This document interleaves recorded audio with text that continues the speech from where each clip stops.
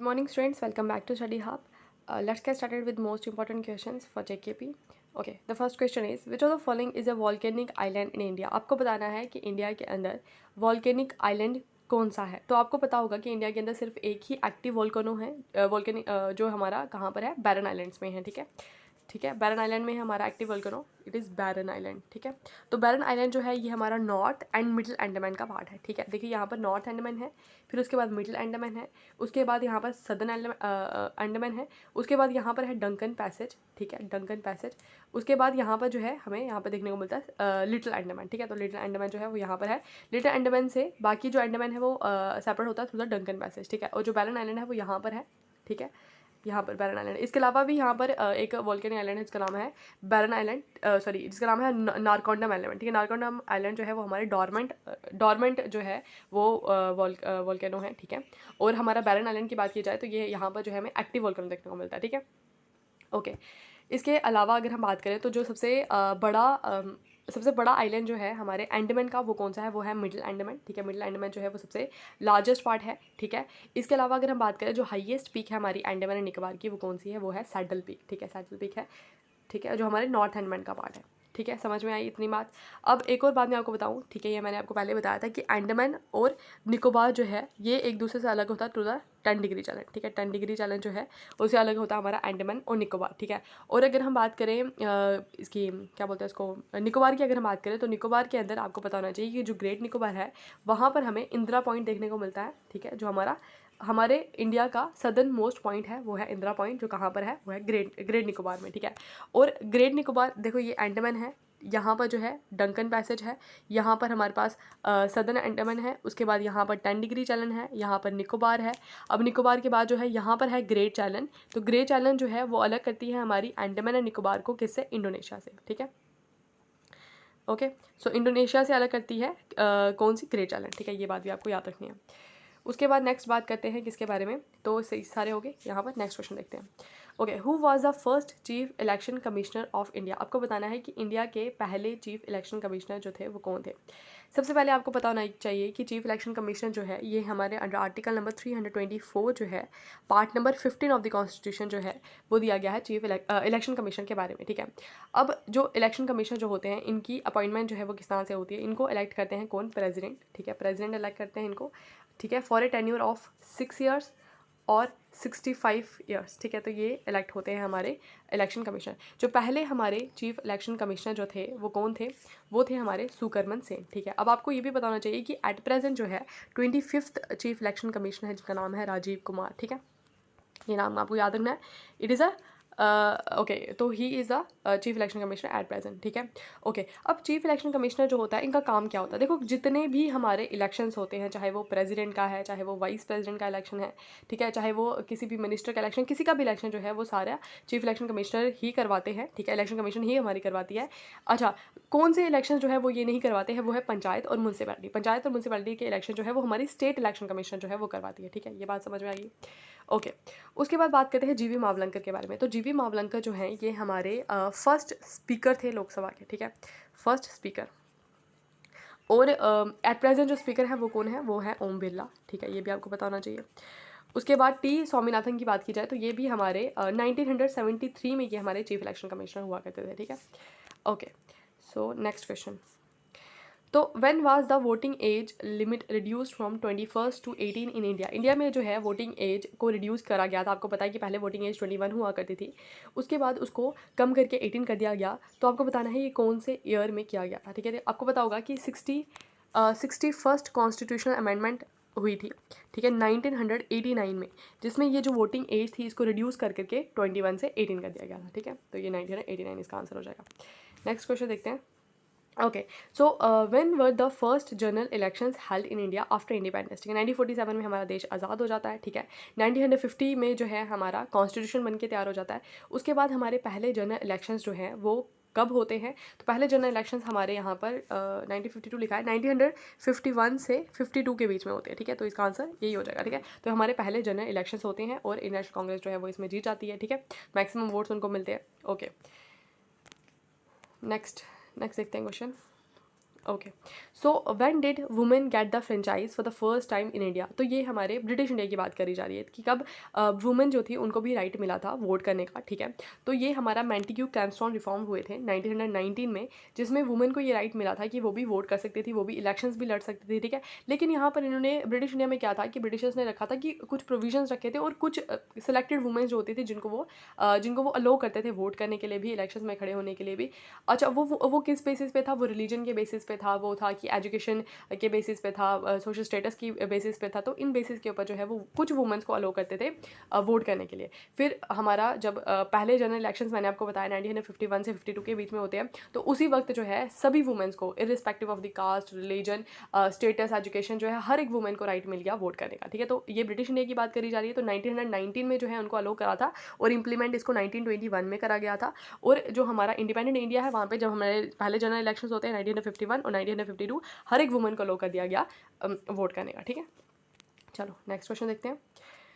In which of the following schedules of the constitution in India there is a provision for the subject of the anti defection law, ठीक है। Anti defection law के बारे में आपको पता होगा, इसको हिंदी में बोलते हैं दल बदलू कानून, ठीक है। तो इसमें क्या होता है कि अगर कोई भी बंदा है पार्लियामेंट का, वो क्या करता है, वो अपनी पार्टी को चेंज कर लेता है, ठीक है। कुछ प्रोविजंस होते हैं इसके लिए, ठीक है। कुछ उसमें अगर वो बंदा पार्टी जो है वो चेंज कर देता है तो उसको बोला जाएगा, उसको डिस्क्वालीफाई कर दिया जाएगा as a member of the parliament, ठीक है। तो ये आपको बताना है कि कौन से शेड्यूल के अंदर ये दिया गया है। तो ये दिया गया है हमारे 10th शेड्यूल के अंदर, ठीक है। तो ये अमेंडमेंट हुई थी हमारी 52nd अमेंडमेंट हुई थी हमारी 1985 के अंदर, जिसमें ये एंटी डिफेक्शन लॉ जो था वो इसके अंदर डाला गया था, ठीक है, हमारे कॉन्स्टिट्यूशन के अंदर, ठीक है। ये बात समझ में आई। देखिए, जो अमेंडमेंट होती है ना, हर एक अमेंडमेंट इतनी इंपॉर्टेंट नहीं होती, मतलब बहुत सारी अमेंडमेंट्स हुई है हमारे कॉन्स्टिट्यूशन के अंदर, लेकिन जो मोस्ट इंपॉर्टेंट है ना वो आपको याद रखनी ही पड़ेंगी, ठीक है। तो ये 10th अमेंडमेंट में ये 10th जो है शेड्यूल के अंदर डाला गया था। 52nd कॉन्स्टिट्यूशन अमेंडमेंट हुई थी 1985 के अंदर, याद रखना, ओके। उसके बाद बाकियों के बारे में बात करते हैं। तो ये हमारे सेकंड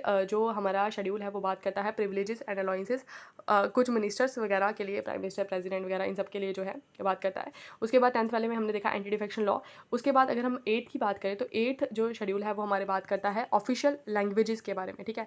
ऑफिशियल लैंग्वेजेस जो हैं वो हमारे ऑफिशियल लैंग्वेजेस की अगर हम बात करें तो हमारी 22 जो है वो ऑफिशियल लैंग्वेजेस हैं, ठीक है। डोगरी जो है हमारी, वो भी हमारी एक ऑफिशियल लैंग्वेज है, ठीक है। तो डोगरी को जो है 92nd कॉन्स्टिट्यूशन अमेंडमेंट हुई थी, ठीक है, उसके अंदर डाला गया था 2003 के अंदर। तो इसके अंदर जो है हमारी डोगरी जो है उसको डाला गया था हमारे इंडियन कॉन्स्टिट्यूशन के अंदर एज अ ऑफिशियल लैंग्वेज, ठीक है।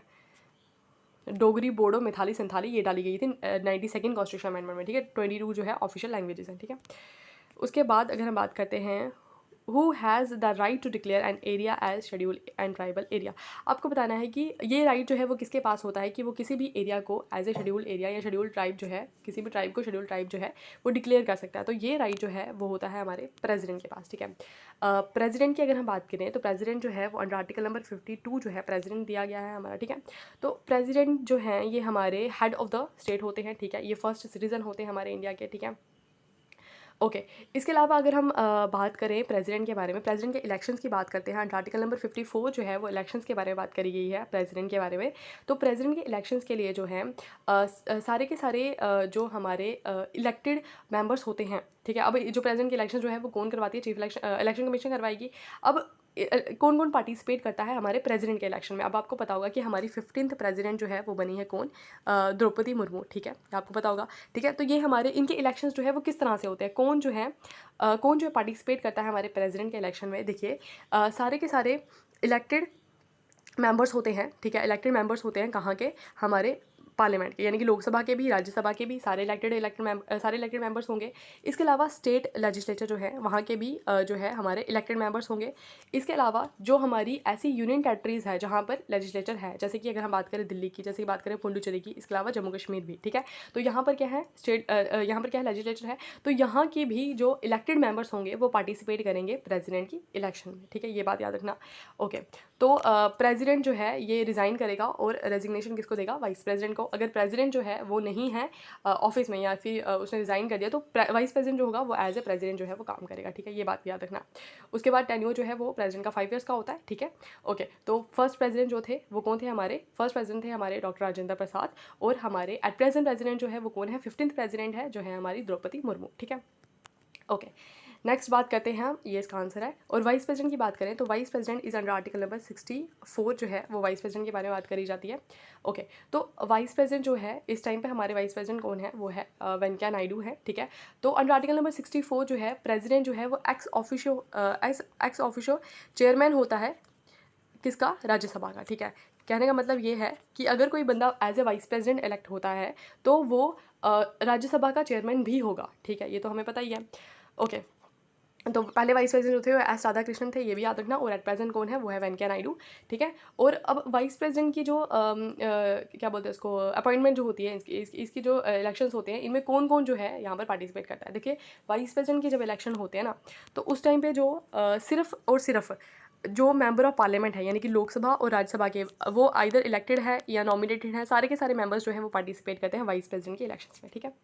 ओके, समझ आ गया प्रेसिडेंट कैसे इलेक्ट हुआ, वाइस प्रेसिडेंट कैसे इलेक्ट हुआ, ठीक है। अब आगे देखते हैं प्राइम मिनिस्टर। तो प्राइम मिनिस्टर जो है, देखो प्राइम मिनिस्टर को हम डायरेक्टली इलेक्ट नहीं करते, जब हम वोट करते हैं ना तो हमारे एरिया में जो होता है ना बंदा, तो वो इलेक्ट होता है एक्चुअली। और प्राइम मिनिस्टर जो है उसको ये नॉमिनेट करते हैं, जो पार्टी जो है वो जीतती है, वो अपने में से एक बंदा जो है उसको नॉमिनेट करते हैं कि ये बंदा जो है हमारा जो है प्रेसिडेंट, प्राइम मिनिस्टर जो है वो बनेगा। तो उसको कौन अपॉइंट करता है, प्रेसिडेंट जो है वो अपॉइंट करता है प्राइम मिनिस्टर को, ठीक है।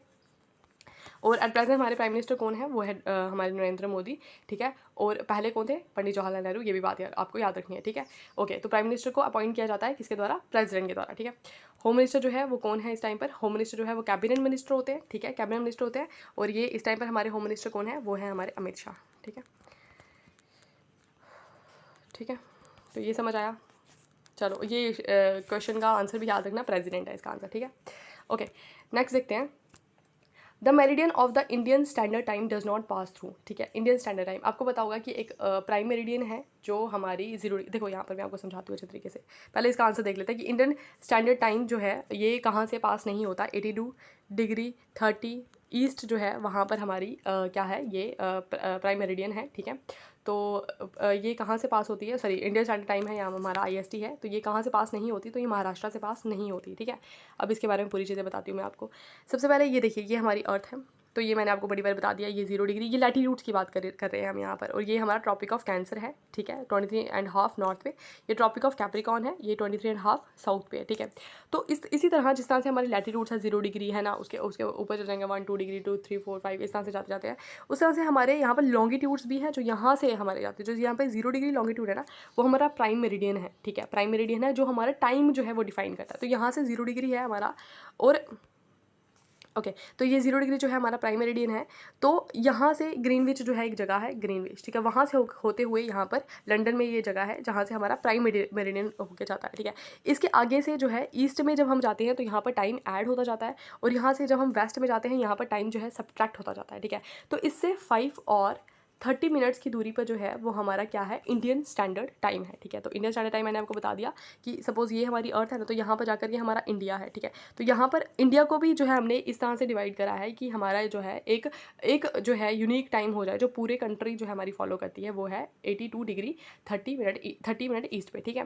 तो ये बात समझ में आई। और ये कहाँ कहाँ से होके जाता है, तो ये हमारा आंध्र प्रदेश में भी जाता है, हमारा छत्तीसगढ़ में भी जाता है, महाराष्ट्र में नहीं जाता, उत्तर प्रदेश में भी जाता है, इसके अलावा उड़ीसा में भी जाता है, ठीक है, और मध्य प्रदेश में भी जाता है। तो 5 स्टेट जो है जहाँ से होते हुए हमारा इंडियन स्टैंडर्ड टाइम जो है वो जाता है, ठीक है। और ये 5 और 30 मिनट्स अहेड है ग्रीनविच मेरिडियन से, ठीक है। ओके, नेक्स्ट देखते हैं। India is mainly called a tropical country because of the following, ठीक है। अब आपको बताओ कि जो इंडिया जो है उसको एक ट्रॉपिकल कंट्री कहा जाता है। क्यों ट्रॉपिकल कंट्री कहा जाता है? लैटिट्यूडनल एक्सटेंशन की वजह से, लॉन्गिट्यूडनल एक्सटेंशन की वजह से, रीजन की वजह से, ट्रॉपिकल मानसून क्लाइमेट की वजह से। अभी मैंने आपको बताया कि जो लॉन्गिट्यूडनल एक्सटेंशन है उसे हम टाइम डिफाइन कर सकते हैं, जैसे कि हम लोग जो है इंग्लैंड का टाइम जो है वो हमसे कितना पीछे है, ठीक है। अब उस तरह से हम उसको क्या डिफाइन करते हैं, टाइम डिफाइन करते हैं। देखिए, ये हमारी अर्थ है, और इंडिया जो है ये अगर जा रही है ट्रॉपिक ऑफ कैंसर, यहाँ पर जा रहा है इक्वेटर, ठीक है, सेंटर से, और ये जा रहा है tropic of Capricorn.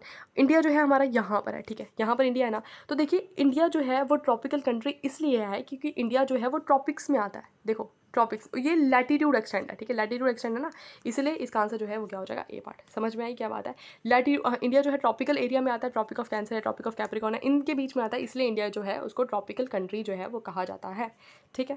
Okay, next देखते हैं। The credit for the discovery of the sea route to India goes to, ठीक है। तो सी रूट जो है इंडिया को डिस्कवर करने का क्रेडिट जो है वो किसको जाता है, मतलब सीधे से ये पूछा हुआ है कि इंडिया को डिस्कवर किसने करा था।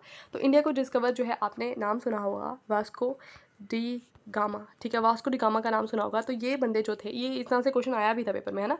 तो इन्होंने जो है इंडिया को डिस्कवर करा था 17 मई, the date is also important, 1478 में जो है इन्होंने इंडिया को डिस्कवर करा था, ठीक है। आई थिंक डेट मेरे को थोड़ा सा डाउट हो रहा है, तो शायद यही थी 1478 के अंदर जो है ईयर, हाँ यही था। तो इन्होंने जो है डिस्कवर करा था इंडिया को। और वास्को डी गामा जो थे वो कौन थे, वो पोर्तुगीज़ थे, ठीक है। कौन थे, पोर्तुगीज़ थे हमारे वास्को डी गामा, ठीक है। देखिए हमें आपको मैप्स बना करके समझाती हूँ, ठीक है। ये है हमारा स्पेन, ये है हमारा पोर्तुगल, ये है हमारा अफ्रीका, ठीक है, ये रफ मैप है। और यहाँ पर जाकर के जो है ये है हमारा इंडिया, ठीक है। सपोज़ ये थे पोर्तुगल थे, ठीक है। यहाँ से चलते हैं, ये यहाँ से जाते हैं, यहाँ पर जाते हैं, सबसे पहले यहाँ पर पहुँचते हैं, ठीक है। यहाँ पर क्या है, यहाँ पर है केप ऑफ गुड होप, ठीक है, केप ऑफ गुड होप एक जगह है यहाँ पर, ठीक है। यहाँ पर पहुँचते हैं सबसे पहले, फिर यहाँ से जाते हैं, ये यहाँ से यहाँ पर जाते हैं, इंडिया को डिस्कवर करते हैं। तो ये पहले थे यूरोपियन थे जो यहाँ पर इंडिया में आए थे सबसे पहले। तो यहाँ पर जाकर के एक हिंदू रूलर होते हैं जिनका नाम होता है जमोरियन, ठीक है, जमोरियन, वो इनको रिसीव करते हैं, ठीक है। वो कहाँ पर रिसीव करते हैं, उनको कैलीकट में, ठीक है। वो कैलीकट के रूलर होते हैं, तो कैलीकट में ये रिसीव करते हैं किनको, वास्को डी गामा को। तो इस तरह से जो इंडिया जो है वो इंडिया को डिस्कवर करने वाले पहले कौन थे, पोर्तुगीज़ थे, ठीक है। ये समझ में आई बात। अब देखिए अगर हम पोर्तुगीज़ के बारे में बात करें तो पोर्तुगीज़ के जो पहले उसके बाद ये क्या कहते हैं, कैलीकट में ही ये जो है, कैलीकट में ही जो है ये अपनी पहली फैक्ट्री भी जो है यहाँ पर लगाते हैं, ठीक है, पोर्तुगीज़। और इनके जो पहले गवर्नर थे, फर्स्ट गवर्नर की अगर हम बात करें, ठीक है, वो थे इनके फ्रांसिस्को, ये क्वेश्चन आते हैं पेपर में, फ्रांसिस्को अल्मेडा, ठीक है। फ्रांसिस्को अल्मेडा जो थे वो पहले पोर्तुगीज़ गवर्नर थे इंडिया में, ठीक है। उसके बाद और आते हैं जिनका नाम था अल्फांसो, ठीक है, अल्फांसो आते हैं, ठीक है।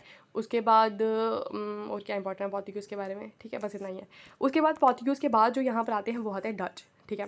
अब ये डच जो थे वो कौन से, नीदरलैंड से ये लोग आते हैं, ठीक है, नीदरलैंड से आते हैं। और ये जो अपनी पहली फैक्ट्री बनाते हैं वो लगाते हैं कहाँ पे, मछलीपट्टनम में, ठीक है। मछलीपट्टनम में ये पहली फैक्ट्री लगाते हैं, दैट इज़ ऑल्सो इंपॉर्टेंट। 1605 के अंदर जो है ये लोग आते हैं, ठीक है। फिर ये जो डच होते हैं इनकी जो है बैटल ऑफ बडेरा होती है, ठीक है, बैटल ऑफ बडेरा में जो है ये इनकी लड़ाई होती है किसी अंग्रेज़ों के साथ, और ये हार जाते हैं, डच हार जाते हैं, ठीक है। उसके बाद यहाँ पर ब्रिटिशर्स आते हैं, ठीक है। ब्रिटिशर्स में देखो पहले कौन आए, पोर्तुगीज़, फिर आए डच, फिर आए कौन, ब्रिटिशर्स। तो ब्रिटिशर्स जो है सबसे पहले मिडल हाल नाम का जो है एक क्या होता है, ये मर्चेंट होता है, ठीक है, जो अकबर के कोड में आता है, जस्ट फॉर ट्रेड करने के लिए यहाँ पर आता है, ठीक है। मसाले वगैरह जो है वो देखता है यहाँ पर कितने सही है, यहाँ पर लेके जाता है, वहाँ पर जाकर के बेच देता है ना। तो उसके बाद में क्या होता है कि जहांगीर का टाइम आता है, उस टाइम पर विलियम हॉकिंस नाम का एक बंदा होता है, ठीक है। तो ये सबसे पहले जो है फरमान जारी करवाता है किसे, जहांगीर से। और यहाँ पर सूरत के अंदर पहली फैक्ट्री जो है ये बनाता है, ठीक है। तो ये अंग्रेज़ों की हम बात करें तो सूरत के अंदर पहली फैक्ट्री बनाते हैं। उसके बाद आते हैं थॉमस रो, ठीक है, थॉमस रो। तो ये भी पूछा जाता है, थॉमस रो जो है ये वो बंदा था जिसने पूरे इंडिया के अंदर फैक्ट्री बनाने की परमिशन जो है वो जहांगीर से ले ली थी, ठीक है, थॉमस रो, ये बात याद रखना, ठीक है। ब्रिटिशर्स हो गए, ठीक है, ब्रिटिशर्स की पहली फैक्ट्री कहाँ पर लगी, सूरत के अंदर लगी। उसके बाद आते हैं डेन्स, ठीक है, ब्रिटिशर्स के बाद आए डेन्स। अब डेन्स जो थे ये कहाँ से आए थे, या थे डेनमार्क से, ठीक है, डेनमार्क से आए, ओके। तो इन्होंने अपनी फैक्ट्री कहाँ लगाई, ट्रांक्यूबर के अंदर, ट्रांक्यूबर, ठीक है। ट्रांक्यूबर कहाँ पे था, तमिलनाडु के अंदर, ठीक है। ये इनकी पहली फैक्ट्री पूछा जाता है कि डेन्स ने पहली फैक्ट्री कहाँ लगाई, ब्रिटिशर्स ने कहाँ लगाई, ठीक है। उसके बाद लास्ट में जो यहाँ पर आते हैं वो आते हैं हमारे फ्रेंच ईस्ट इंडिया कंपनी, ठीक है। जो फ्रेंच यहाँ पर आते हैं यहाँ पर, ठीक है। उस टाइम पर ये सारे जो यूरोपियंस थे वो यहाँ पर पहले से ही थे, ठीक है। तो फ्रेंच की भी तो बड़ी लड़ाई होती है ब्रिटिशर्स के साथ भी, ठीक है, ओके। तो फ्रेंच जो है ये अपनी पहली फैक्ट्री कहाँ लगाते हैं, ये भी अपनी पहली फैक्ट्री सूरत में लगाते हैं, और दूसरी वाली जो है कहाँ लगाते हैं, मछलीपट्टनम में लगाते हैं, ठीक है, ठीक है, ओके। और फ्रेंच जो है battle of the Wendy wash हुई थी जिसमें ये ब्रिटिशर से हार जाते हैं, ठीक है, ओके, समझ में आया, ठीक है। एक बार फिर से देख लो, ये सीक्वेंस याद रखना, पोर्तुगीज़ आए थे, उसके बाद डच आए, डच के बाद ब्रिटिशर्स आए, ब्रिटिशर्स के बाद डेन्स आए, डेन्स के बाद कौन आए, डेन्स में आए लास्ट में आए फ्रेंच, ठीक है। तो ये बात याद रखना, ओके। नेक्स्ट क्वेश्चन देखते हैं, okay. Who prepares the geographical map of India. अब तो इंडिया का जो मैप वगैरह जो बनाते हैं वो कौन बनाते हैं, ये तो ये हमारा सर्वे ऑफ इंडिया जो है, ये इसके अंदर जो है एक है national survey and mapping organisation, ठीक है। तो ये इसके अंदर ये है मैपिंग ऑर्गेनाइजेशन, ये एक ऑर्गेनाइजेशन है जो यहाँ पर क्या करती है, मैप बनाती है। तो इसका आंसर क्या हो जाएगा, सर्वे ऑफ इंडिया। ठीक है, ये सारी mapping, boundaries, external boundaries, internal boundaries, ये सारी चीज़ें जो है ये इसके अंदर ही आती है, सर्वे ऑफ इंडिया के अंदर। ठीक है, ओके, नेक्स्ट क्वेश्चन देखते हैं। ये करंट अफेयर का क्वेश्चन है। As per report by the union tourism minister, which state has the highest number of the foreign tourist visits in 2021। 2021 के अंदर हमारी कौन सी ऐसी स्टेट है जहाँ पर सबसे maximum highest number of foreign tourist जो है उन्होंने विजिट करा 2021 के अंदर, पूछ रहे हैं। तो ये है हमारी both 1 and second, first and second, यानी कि महाराष्ट्र में भी और तमिलनाडु में, ये दोनों स्टेट्स जो है यहाँ पर मैक्सिमम टूरिस्ट ने विजिट किया 2021 के अंदर। ठीक है, नेक्स्ट क्वेश्चन देखते हैं। ओके, तो name the magazine published by Mahatma Gandhi in south Africa.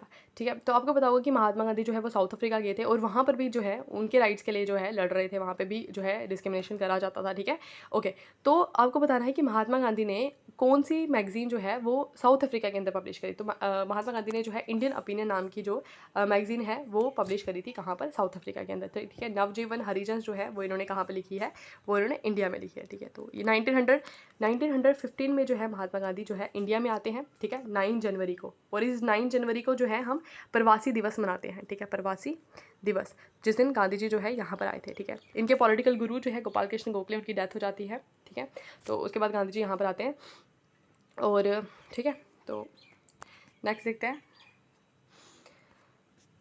Okay, with whom did Gandhi ji sign an agreement in the culmination of the civil disobedience movement. ठीक है, आपको पता होगा कि सिविल डिसोबीडियंस मूवमेंट जो है वो यहाँ पर स्टार्ट होती है। ठीक है, जिसको हम डांडी मार्च भी बोलते हैं। गांधी जी जो है ये चलते हैं अपने साबरमती आश्रम से चलते हैं। ठीक है, इनके साथ इनके और भी फॉलोअर्स होते हैं। वो सारे बंदे जो है वो डांडी से चलते हैं, वो सारे बंदे जो है साबरमती आश्रम से चलते हैं और कहाँ पर पहुँचते हैं, डांडी पहुँचते हैं। ठीक है, तो डांडी पहुँचते हैं, वहाँ पर जाकर के वो सॉल्ट ला ब्रेक करते हैं, क्योंकि सॉल्ट जो है वो बनाने नहीं दिया जाता था। ठीक है, तो गांधी जी वहाँ पर जाते हैं और वहाँ पर जाकर के सॉल्ट ला ब्रेक करते हैं। तो ब्रिटिशर्स जो है वो क्या करते हैं, वो बहुत सारे लीडर्स जो हैं उन सबको अरेस्ट कर दिया जाता है। ठीक है, उसके बाद गांधी जो है सिविल डिसोबीडियंस मूवमेंट जो है वो चला रहे होते हैं, उसी को बोला जाता है सिविल डिसोबीडियंस मूवमेंट 1930 के अंदर। तो अब क्या होता है कि यहाँ पर उस टाइम पे, मैंने पहले आपको आंसर बता देती हूँ कि उस टाइम पे जो है गांधी जी क्या करते हैं कि लॉर्ड इरविन जो है उनके साथ एक एग्रीमेंट जो है वो साइन होता है 1931 के अंदर। ठीक है, 1931 के अंदर एक एग्रीमेंट साइन होता है, किसके साथ, लॉर्ड इरविन के साथ। ठीक है, याद ना, उस टाइम पे वाइसरॉय थे लॉर्ड इरविन, उनके साथ ये एग्रीमेंट साइन होता है। बट एग्रीमेंट साइन क्या होता है, मैंने आपको बताया कि गांधी जी चलते हैं यहाँ से, वहाँ पर जाकर के क्या करते हैं, डांडी में जाकर पहुँचते हैं। डांडी क्या है, एक विलेज है, वहाँ पर जाकर क्या करते हैं, साल्ट लॉ जो है उसको ब्रेक कर देते हैं और अरेस्ट कर दिया जाता है बहुत सारे लीडर्स को। ठीक है, अब क्या करते हैं, जो इरविन जो है वो चाहते हैं कि उसी टाइम पर क्या हो रहा था यहाँ पर, क्या बोलते हैं उसको, राउंड टेबल कॉन्फ्रेंस जो है वो होनी होती है। आपको पता है 1931 में जो है फर्स्ट राउंड टेबल कॉन्फ्रेंस हुई थी। तो इरविन जो है वो एक एग्रीमेंट साइन करते हैं गांधी जी के साथ, और उनको बोलते हैं कि हम आपके सारे के सारे लीडर्स जो हैं हमने जो भी पकड़े हैं, जो नॉन वायलेंस तरीके से इन्वॉल्व थे, ठीक है, इस प्रोटेस्ट में, तो उसको उन सबको हम उन सबको हम जो है रिहा कर देंगे। ठीक है, तो आपको क्या करना होगा, आपको जो सिविल डिसोबीडियंस मूवमेंट है इसको वापस लेना पड़ेगा, और साथ में आपको क्या करना पड़ेगा, राउंड टेबल कॉन्फ्रेंस के अंदर जो है आपको पार्टिसिपेट करना पड़ेगा। तो गांधी जी जो है वो मान जाते हैं और वो गांधी इरविन पैक्ट जो है उसको साइन कर देते हैं। ठीक है, सिविल डिसोबीडियंस मूवमेंट को वापस लेते हैं और साथ में राउंड टेबल कॉन्फ्रेंस में जाके वहाँ पे पार्टिसिपेट करते हैं, जो हमारी सेकंड राउंड टेबल कॉन्फ्रेंस थी। ठीक है, फर्स्ट राउंड टेबल कॉन्फ्रेंस में ये पार्टिसिपेट नहीं करते, सेकंड वाली राउंड टेबल कॉन्फ्रेंस में जो है ये पार्टिसिपेट करते हैं। ठीक है, ओके, ठीक है, नेक्स्ट देखते हैं। ओके, यहाँ पे बाकी उनके बारे में पढ़ लेते हैं। लॉर्ड कर्जन की अगर हम बात करें तो 1905 के अंदर जो हमारी यहाँ पर पार्टीशन होती है बंगाल की, उस टाइम पे जो हमारे वाइसरॉय होते हैं वो होते हैं लॉर्ड कर्जन। ठीक है, लॉर्ड डलहौजी की बात की जाए तो डॉक्ट्राइन ऑफ लैब्स इंट्रोड्यूस करने वाले, ठीक है, यहाँ पर इंडियन रेलवेज जो है वो स्टार्ट करने वाले, इसके अलावा इंडियन सिविल सर्विसेज में अलो करने वाले कौन थे, लॉर्ड डलहौजी थे। ठीक है, ये बात याद रखना। ओके, विडो रीमैरिज एक्ट जो है वो भी इन्होंने पास करा था। ठीक है, ओके, नेक्स्ट देखते हैं। Next is, where was the Azad Hind Government of Independent India announced on 21st June October 1943। ठीक है, तो ये आज़ाद हिंद गवर्नमेंट जो है, ये इसको पैरेलल गवर्नमेंट बोला जाता है। तो ये कहाँ पर अनाउंस करी गई थी 1943 के अंदर, ये अनाउंस करी गई थी सिंगापुर में। ठीक है, किसने करी थी, सुभाष चंद्र बोस ने करी थी। ठीक है, ओके, तो होता क्या है कि मैं आपको पूरी कहानी बताती हूँ। 1939 के अंदर आपको पता होगा 1938 और 1939 ठीक है। ये टाइम होता है जिस टाइम पे दो कांग्रेस के सेशन होते हैं, एक होता है हमारा हरिपुर में, ठीक है, हरिपुर में, और एक होता है त्रिपुरी में, ठीक है, त्रिपुरी में। तो ये दो सेशन होते हैं जिसको हेड जो है वो कौन करते हैं, सुभाष चंद्र बोस करते हैं, ठीक है। लेकिन जो है गांधी जी, जो सुभाष चंद्र बोस जो है वो गांधी जी की बहुत ज़्यादा रिस्पेक्ट करते थे, उनको बहुत मानते थे, लेकिन गांधी जी जो है वो इनको सपोर्ट नहीं करते थे, ठीक है, क्योंकि सुभाष चंद्र बोस जो है वो कहते थे कि हम सिर्फ ट्रुथ और नॉन वायलेंस से जो है वो हम इंडिपेंडेंस नहीं ले पाएंगे, हमें अपने हकों के लिए लड़ना पड़ेगा, ठीक है। और गांधी जी आपको पता है कि वो बिल्कुल भी सपोर्ट नहीं करते थे वायलेंस को, ठीक है, ये लड़ाई झगड़ा नहीं करना है ना। तो इसलिए सुभाष चंद्र बोस जो है वो क्या करते हैं, वो रिज़ाइन करते देते हैं हमारी इंडियन नेशनल कांग्रेस से, ठीक है। जब वो रिज़ाइन कर देते हैं तो वो क्या करते हैं, फिर रिज़ाइन करने के बाद जो है वो यहाँ पर फॉरवर्ड ब्लॉक जो है वो बनाते हैं 1939 के अंदर, ठीक है। उसके बाद वो क्या करते हैं कि आपको पता होगा कि ये वही टाइम है जिस टाइम पे हमारे यहाँ पर सेकेंड वर्ल्ड वॉर जो है वो चल रही होती है, ठीक है। तो 1941 के अंदर सुभाष चंद्र बोस जो है वो जाते हैं कहाँ पर, बर्लिन में, ठीक है। बर्लिन कहाँ पर है, Germany, Berlin is the capital of Germany. तो जर्मनी में जाते हैं, वहाँ पर आपको पता होगा कि जर्मनी एक तरह से जर्मनी जो है वो लड़ रहा था किससे, इंग्लैंड से लड़ रहा था, ठीक है। तो इन्होंने सोचा दुश्मन का दुश्मन जो है वो दोस्त है, तो वहाँ पर जाकर के मिलते हैं हिटलर से, ठीक है। हिटलर से मिलते हैं और उनको बोलते हैं कि आप हमारी हेल्प करिए, ठीक है, इनसे लड़ने के लिए अंग्रेजों से, क्योंकि वो उनकी अपनी कंडीशन ख़राब थी, वो उनसे खुद ही लड़ रहे थे, तो उन्होंने जो है वो मना कर दिया, है ना। तो फिर उसके बाद जो है ये आते हैं वापस और 1943 में जाकर के ये ज्वाइन कर लेते हैं किसको, इंडियन नेशनल कांग्रेस को, ठीक है। उसके बन जाते सॉरी इंडियन नेशनल कांग्रेस को नहीं, क्या बोलते हैं इसको, आज़ाद हिंद फौज को, ठीक है। तो इस तरह से जो है formation of the international army जो है यहाँ पर हो जाती है, ठीक है।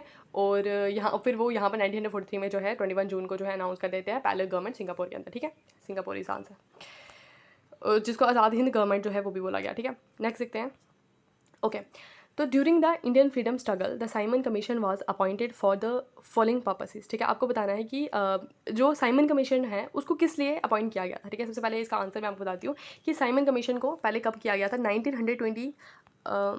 1927 में जो है 1927 में जो है साइमन कमीशन को जो है अपॉइंट किया जाता है, ठीक है।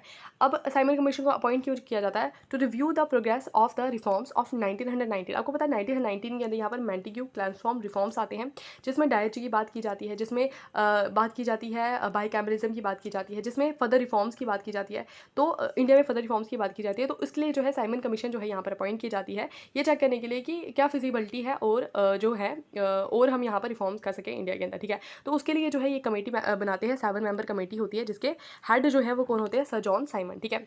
अब उसको देखने के लिए इन्होंने जो है यहाँ पर साइमन कमीशन बनाई और यहाँ पर होता है उसका प्रोटेस्ट। अब देखिए यहाँ पर प्रोटेस्ट क्यों होता है, पहली बात तो यह है कि सारे के सारे मेंबर्स जो हैं वो कौन है, वो सारे ब्रिटिशर्स हैं, इन्होंने इंडियन तो लिया ही ना, तो फिर इंडियन नहीं लिए तो यहाँ पर वो कैसे रिफॉर्म कर सकते थे इंडिया के लिए, ठीक है। तो इसलिए जो है यहाँ पर प्रोटेस्ट होता है। तो आपको पता होगा कि एक ग्रेट लीडर जिनका नाम था लाला लाजपत राय, तो उनके ऊपर लाठीचार्ज होता है, तो उनकी जो है शहादत हो जाती है इसी बीच में, ठीक है।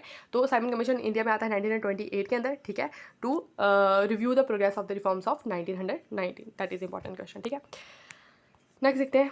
Okay, so who was the prime minister of England at the time of quit India movement, ठीक है। क्विट इंडिया मूवमेंट जो है वो कब होती है, 1942 के अंदर जो है क्विट इंडिया मूवमेंट होती है। आपको बता दें कि उस टाइम पे जो हमारे इंग्लैंड के प्राइम मिनिस्टर होते हैं वो कौन होते हैं, ठीक है, क्विट इंडिया मूवमेंट के टाइम पर। तो इंग्लैंड के प्राइम मिनिस्टर जो है वो उस टाइम पर होते हैं चर्चिल, विल्सन चर्चिल इनका नाम है। तो वो होते हैं क्विट इंडिया मूवमेंट के टाइम पर, ठीक है, जिस टाइम पे गांधी जी जो है डू एंड डाई जो है उसकी कॉल देते हैं कि ठीक है, करो या मरो। उसके बाद अगर बात करते हैं बाकियों के बारे में, एटली की बात करें तो क्लीमेंट एटली जो है, जिस टाइम पर हमारा देश आज़ाद होता है 1947 में, उस टाइम पर जो ब्रिटेन के प्राइम मिनिस्टर होते हैं वो कौन होते हैं, वो होते हैं क्लीमेंट एटली, ठीक है। तो MC डोनाल्ड की अगर हम बात करें तो इनको ये हमारे प्राइम मिनिस्टर, हमारे नहीं, ये इंग्लैंड के प्राइम मिनिस्टर होते हैं 1931 में, जिस टाइम पे फर्स्ट राउंड टेबल कॉन्फ्रेंस होते हैं ना, उस टाइम पे ब्रिटेन के प्राइम मिनिस्टर जो है वो कौन होते हैं, MC डोनाल्ड, ठीक है, रेमसिया MC डोनाल्ड है इनका नाम, ठीक है। ओके, ये समझ आया। नेक्स्ट देखते हैं। Okay, question is who gave the मंत्र ऑफ डू एंड डाई। तो मैंने अभी आपको बताया कि ये डू एंड डाई का जो है ये किसने दिया था, ये महात्मा गांधी ने दिया था, ठीक है। ओके, CV रमन जो है वो कौन थे, ये हमारे फर्स्ट थे रिसिप्टेंट किसके, भारत रत्न के। भारत जो है वो इनको मिला था, ठीक है। इनके साथ और भी थे, एस राधाकृष्णन को भी मिला था और साथ में C राजगोपालाचारी को भी मिला था। इसके अलावा जो है CV रमन जो है इनको नोबेल प्राइज़ भी मिला है, ठीक है। नोबेल प्राइज़ मिला है इनको फिजिक्स में, ठीक है, फिजिक्स में मिला है इनको नोबेल प्राइज़, इन्होंने दिया है रमन्स इफेक्ट जो है वो इन्होंने दिया है, ठीक है, ये बात ही याद रखना। ओके, नेक्स्ट देखते हैं। Who among the following presided over the Karachi session of the international congress. International congress का कराची सेशन जो है, ये जो कराची सेशन है ये 1931 में होता है। आपको बताना है कि इसको प्रिसाइड करने वाले जो हैं ये कौन थे, वो थे सरदार वल्लभ भाई पटेल, ठीक है, आयरन मैन ऑफ इंडिया जो है इनको बोला जाता है, ठीक है। ओके, तो जवाहरलाल नेहरू जो है इन्होंने 1929 का सेशन हुआ था, जिस टाइम पर हमने पूर्ण स्वराज की मांग करी थी, वो प्रिसाइड करा था कि इन्होंने, जवाहरलाल नेहरू ने। और सुभाष चंद्र बोस ने 1938 का सेशन जो हरिपुर में हुआ था, और 1939 का सेशन जो त्रिपुरा में हुआ था, वो इन्होंने हेड करा था सुभाष चंद्र बोस ने। उसके बाद इन्होंने रिज़ाइन कर दिया था, ठीक है। चलो नेक्स्ट देखते हैं, सरकारी कमीशन इज़ रिलेटेड टू। आपको बताना है कि सरकारी कमीशन जो है वो किससे रिलेटेड है। I think it is a last question. Okay, सरकारी कमीशन जो है वो रिलेटेड है हमारी centre state relation, centre state relationship जो है, ठीक है। वहाँ पे एडवाइसेस वगैरह भी देते हैं हमारे सेंटर को भी, है ना। तो ये हमारी ये जो कमीशन है जो बनाई गई थी किसके लिए, सेंटर स्टेट रिलेशनशिप के लिए, ठीक है। आई होप आज का लेक्चर आप लोगों को अच्छा लगा होगा, ठीक है। तो आज के लिए बस इतना ही, बाकी बाद में करेंगे। तब तक के लिए bye bye, have a nice day.